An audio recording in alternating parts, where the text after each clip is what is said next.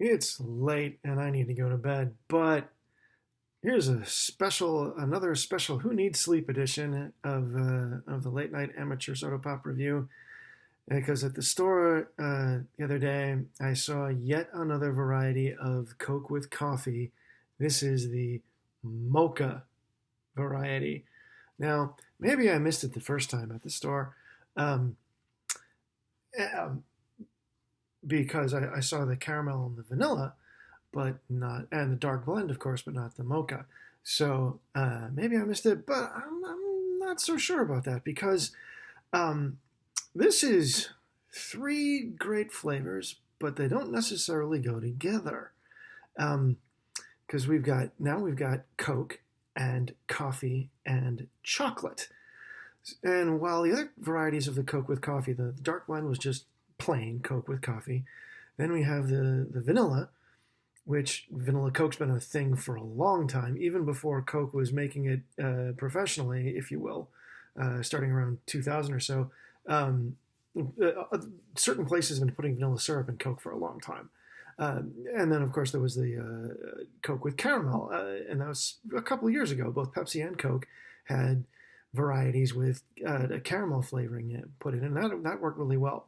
But the thing you don't really see ever is a chocolate flavored soda. I think unless you get to like your gourmet sodas that make weird flavors to prove a point, like Jones brand sodas, you can find them there. Even like a Jolly Good doesn't make a chocolate. Um, and the closest thing really you get to chocolate soda is a Yoo-Hoo, and that's basically chocolate milk without the milk. Not really a soda pop per se. It's not carbonated, and there's no cola flavoring in it at all or whatever. So while the cola nuts and the coffee beans went well together, it's kind of a bold step to try and get to shove chocolate in there, and I'm wondering how that's going to work. Now, with respect to coming from the other direction, from the coffee side of it, a mocha is kind of a real obvious choice. I mean, what kinds of lattes and coffee do you have out there? Except you have your lattes, which are coffee and milk basically unflavored, but then you have your mocha, which is a little bit of chocolate in there, and then you got your vanilla and your caramel and other flavors of pre-prepared coffee, your Starbucks and the like. So on the one hand, so this is obvious. You make a Coke with coffee mocha, but on the other hand, how are the chocolate and the cola going to work together? Well, I guess we'll see. I really like the other varieties of Coke with coffee. I think I like the dark blend the best with just the plain Coke and the plain coffee. But I guess we're going to see how the chocolate works with them. Oh boy.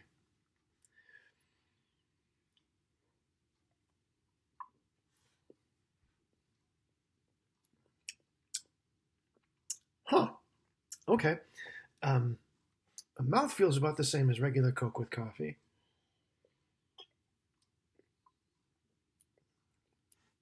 So it's got the same like crispy edge with a big soft middle.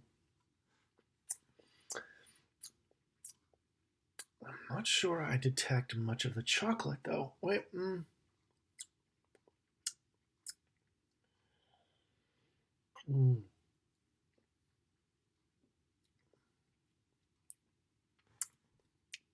It's not. It doesn't have that same.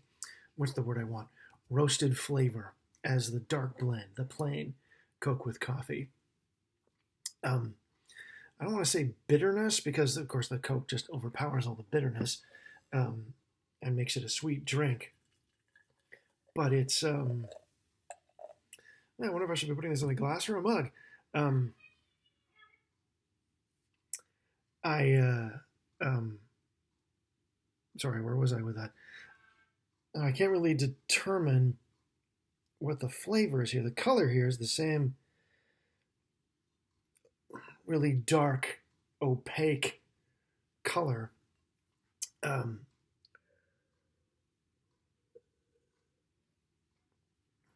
Let's just say a Coke at least has a little translucency. This isn't at all, but that's a par for the course with Coke with coffee.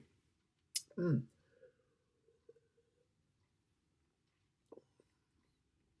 Okay.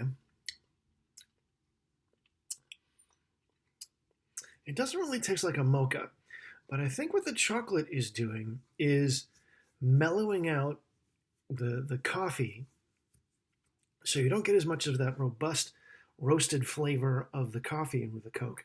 It tamps that down a little bit, but it doesn't add sweetness the way that the vanilla and the caramel did.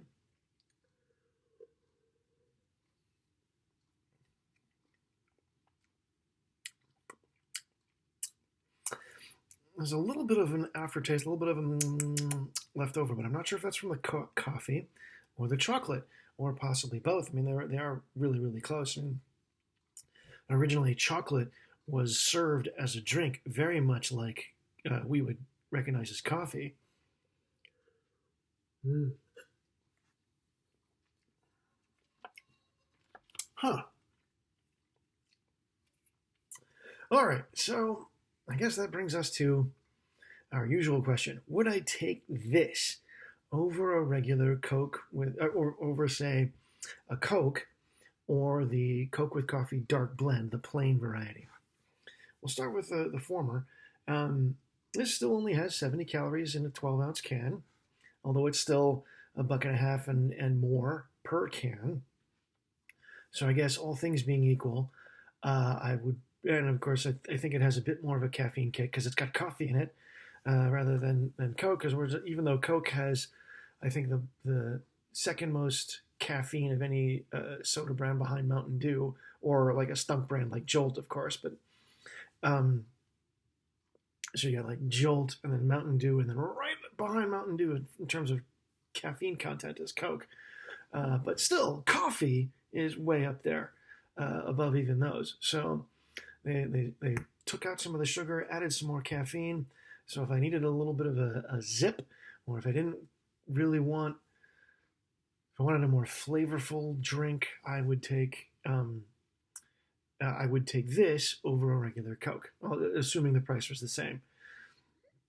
Now, would I take this over the regular, over the dark blend? Excuse me, Coke with coffee. That's a trickier question. Hmm, it's about a push, I would say. This is a little more mellow than the dark blend, but the dark blend is a really nice, bold flavor to it. So I guess it would depend upon whether I just wanted that boldness or whether I wanted something a little less so, and whether I needed a bit of a chocolate fix, I guess. Uh, so there you go, worthy addition to the Coke with coffee line. I think I would take this probably over either the vanilla or the caramel varieties. Let's put it that way. So enjoy if this is your sort of thing. If you're not quite into coffee or you're not quite into Coke, this is a nice middle ground. In case you need a pick me up or just something a really yummy drink to enjoy, although not terribly late at night because oh god. But anyway, I don't really need sleep all that much anymore these days. But Coke with coffee, mocha variety. Enjoy, and thank you for watching, and have a good night.